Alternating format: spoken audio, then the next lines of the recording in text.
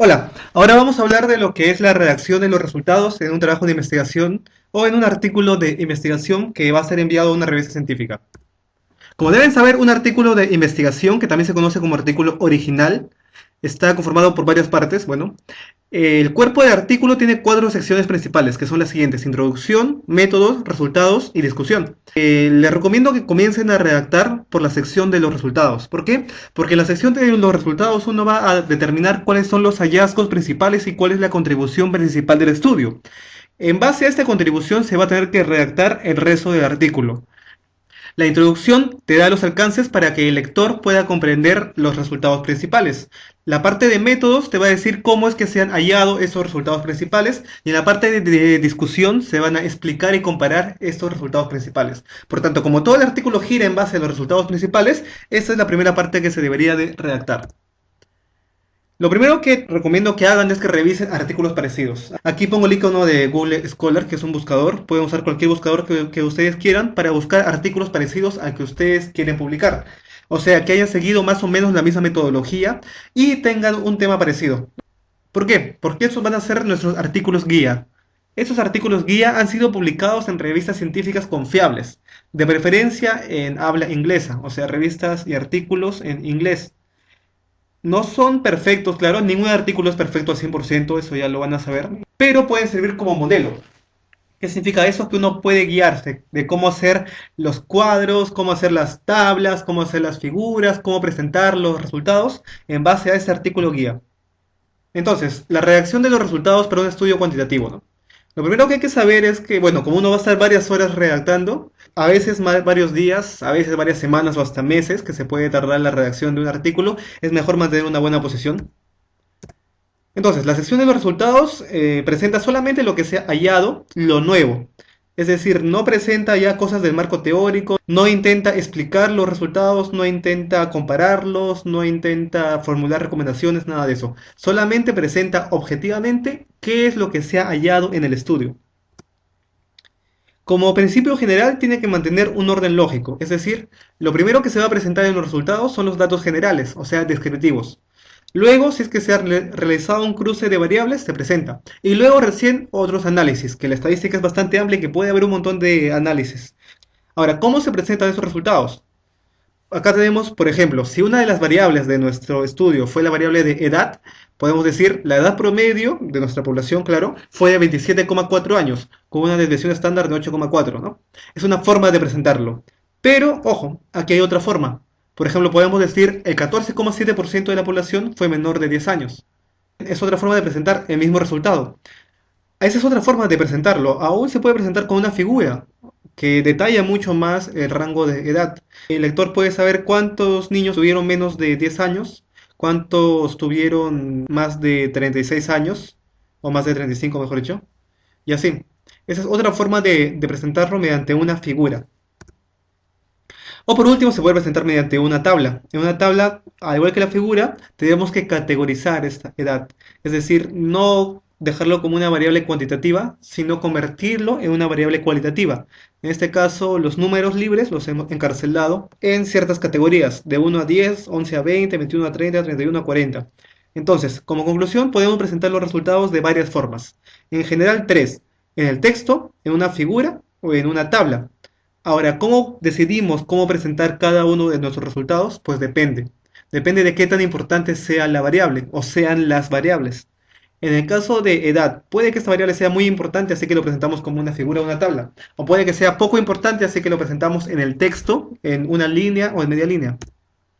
Ojo, no olvidar esto. En inglés se usa el punto para separar los números decimales. En español se usa la coma. Tampoco hay que olvidar que si uno va a usar un decimal, por ejemplo acá 14,7%, hay que usar un decimal para el resto de los porcentajes que vamos a redactar en nuestra sección. Si decimos 14,7, decimos luego 21,5, decimos luego 36,9, no vamos a aumentar ni a quitar decimales, todos van a estar con un decimal. Vamos a ver lo que es tablas. En la parte de resultados se usa mucho las tablas y las figuras. Ojo, como dice aquí, no hay que repetir en el texto todo lo que se menciona en las tablas y en las figuras. Hay gente que repite en el texto todo lo que está en la tabla. Entonces, ¿para qué pones una tabla? No, pues en el texto solamente vas a poner el resultado principal de la tabla. Y en la tabla ya detallas todos los resultados que tú quieres. Eso es básico, no repetir todo, sino en el texto solamente poner el resultado principal de la tabla y citar la tabla. El título de la tabla va en la parte superior. Veamos. La primera parte del título de la tabla es el número de la tabla, ¿no? Puedes poner tabla 1, tabla 2, tabla 3, así todas las tablas que tengas, en el orden en el cual aparecen en el texto. Bueno, ahora tenemos el título de la tabla propiamente dicho, ¿no? En este título vamos a tener que especificar quiénes, dónde y cuándo. Por ejemplo, en esta tabla se presentan quiénes, los temas de los artículos de trastorno mental publicados por autores peruanos, dónde, en Cielo Perú, como dice al final del título, y cuándo, en el periodo 2006-2011, ¿no? De preferencia, todas las tablas deberían tener esto. ¿Para qué? Para que cuando sean copiadas a una presentación con diapositivas o cuando alguien quiera presentar una tabla tuya, el título ya explique por sí mismo a la tabla, sin necesidad de que el lector lea todavía el artículo. Entonces, el título tiene que ser lo suficientemente específico. Ojo, no tiene que ser muy largo tampoco. Si es muy largo, se ve mal y deja mal parada a la tabla. Las líneas. En una tabla, cuando uno manda un artículo a una revista y cuando la revista publica este artículo, las líneas tienen que cumplir ciertas características. Uno, no se deben usar líneas verticales. Por si acaso, las líneas verticales son las paradas. Solamente se usan líneas horizontales y solamente se usan para la fila del encabezado. O sea, como ven aquí, esta fila, que es la fila que separa el encabezado del resto de contenido de la tabla, es la única línea que van a ver, ¿no? No hay líneas entre depresión y abuso, por ejemplo, ni entre abuso y trastorno. Luego, notas explicativas. Vemos aquí que hay un asterisco al lado de artículos y abajo te explican qué significa este asterisco. Ahora bien, para las notas no se usan siempre asteriscos, ¿no? La primera nota va con un asterisco. La segunda nota va con una cruz. La tercera nota, como ven aquí, va con un símbolo raro. La cuarta también, la quinta también. Ahí está esta secuencia que tiene que cumplirse para todas las notas, ¿no? Ahora vamos a ver lo que son las figuras. Al igual que en la tabla, lo que dice en una figura no tiene por qué repetirse en el texto. Vemos que primero una característica de la figura es que el título va debajo de la figura. En la tabla el título iba arriba de la tabla. Lo primero que se ve es el número de la figura, ¿no? ¿Qué número es? Luego vemos el título de la figura, que al igual que de la tabla te dice quién es, dónde y cuándo. Hay que tener mucho cuidado con los colores, porque nosotros podemos querer hacer una figura con varios colores en el cual se ejemplifiquen estupendamente varias variables y su relación. Sin embargo, puede que la revista en la cual queremos publicar esto solamente te imprima en blanco y negro. Por tanto, va a ser imposible que tú pongas todos los colores que tú quieres. Hay que tener eso muy en cuenta. Y de preferencia, siendo pesimistas, preparar nuestras figuras para que sean impresas en blanco y en negro, ¿no? En el cual, como ven, se pueden usar tonos de grises para separar o para destacar ciertas características. Acá hay otro tipo de figuras. En la figura de la izquierda, que es una figura tipo pie, hay que tener mucho cuidado en presentarla en dos dimensiones. Es decir, nunca presenten un pie en tres dimensiones. Lo que quería resaltar de esta figura es que en la parte inferior, como ven, hay 0, 7, 14 y 21 y 28 días. Ven que desde 0 hasta 7 hay un rango. De 7 a 14 hay otro rango, de 14 a 21 hay otro rango y de 21 a 28 hay otro rango. Cada uno de esos rangos tiene que tener igual distancia. Es decir, cuando uno dibuja una figura de este tipo, las distancias, tanto de las abscisas como de las ordenadas, tienen que ser simétricas. No puede ser que de 0 a 7 tengan una distancia y de 7 a 14 tengan una distancia más larga. Uno tiene que dibujarlo simétricamente. Ahora sí, ahora que hemos visto lo que es una tabla y lo que es una figura, vamos a la redacción de los resultados. Acá tenemos, por ejemplo, unos resultados y vemos que, como les dije, lo primero que se da es la descripción general de la población, ¿no? Se dice cuántos estudiantes en este caso fueron incluidos. Luego siguen las características generales de la población. En este caso vemos, por ejemplo, que comienza con la edad promedio. Fue de 18,97 más menos 2,45 años, ¿no? Este más menos se usa para decir que vamos a hablar de la desviación estándar.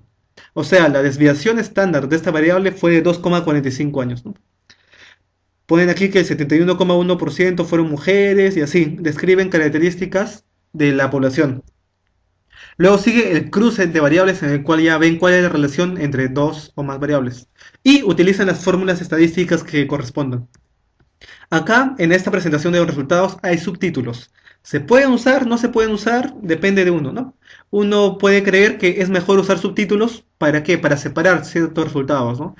Sin embargo, hay ciertas revistas que te piden que no le pongas subtítulos. En este caso, uno tiene que consultar las instrucciones para los autores y ver ahí si es que la revista te permite o no te permite poner subtítulos. Luego tenemos las referencias a las tablas y figuras. Como les dije, cada tabla y cada figura tiene que estar referenciada en el texto, entre paréntesis o en el texto diciendo cómo se verá en la figura 1, como se verá en la tabla 1. Pero todas las tablas y todas las figuras que se presenten tienen que estar referenciadas en dicho texto. Veamos la primera parte de la presentación, que es la estadística descriptiva. Vemos a la izquierda una tabla y a la derecha un texto, ¿no? Vamos a ver que en este texto se está presentando la tabla. Se resume entonces lo más importante de la tabla 1, ¿no? ¿Por qué? Porque todo este texto subrayado está presentando a la tabla 1. Por ejemplo, nosotros creemos que en la tabla 1 lo más importante son ciertas variables, como la edad. Así que en el texto decimos, ¿no? De las 400 gestantes, el grupo de edad predominante fue de 20 a 29 años con un 60,3%. No está diciendo todos los rangos de edad, está solamente refiriéndose a uno. Luego, sobre el estado civil, solamente te está diciendo que el 81,8% tenían pareja. En cuanto al grado de instrucción, solamente te está diciendo que el 62,8% tenía secundaria. Y se está saltando estas tres variables y está yendo al uso previo de medicamentos sin indicación médica. O sea, no vas a poner todas las variables dentro de la descripción de la tabla. Solamente vas a poner la parte de la tabla que te parece más importante, ¿no? Es así como se presenta una tabla. Ahora sigue información complementaria que no se ha presentado en la tabla 1. Por ejemplo, te dice que la prevalencia de automedicación durante la gestación fue de 10,5%. Eso ahí no está en la tabla 1, pero como tiene que ver con lo que se ha expresado antes, se pone en el mismo párrafo. Y luego se pone otra información. O sea, como les dije antes, hay información que no es tan relevante y por tanto puede ir solamente en el texto, sin una tabla y sin una figura. Aquí hay otro ejemplo, ¿no? Vamos a presentar una tabla 2. Dice, el abandono fue más frecuente en el grupo de lactantes con un 30%, como vemos en la tabla 2, ¿no? Vemos que la tabla 2 cruza varias cosas, tipos de agresión sexual, de abandono psicológico y físico, y la edad del agredido. Vemos que en lactantes hay una gran proporción de abandono. Luego también nos dice que el padre o la madre es el que más ha incurrido en este tipo de agresión, que es el abandono, con un 69,0% de los casos. Y luego dice, de más casos se muestran en la tabla 2. Esa es otra manera de presentar la tabla, ¿no? Puedes decir, otros detalles se muestran en la tabla 2. Puedes decir cómo se detalla en la tabla 2. O el resto de las variables están descritas en la tabla 2.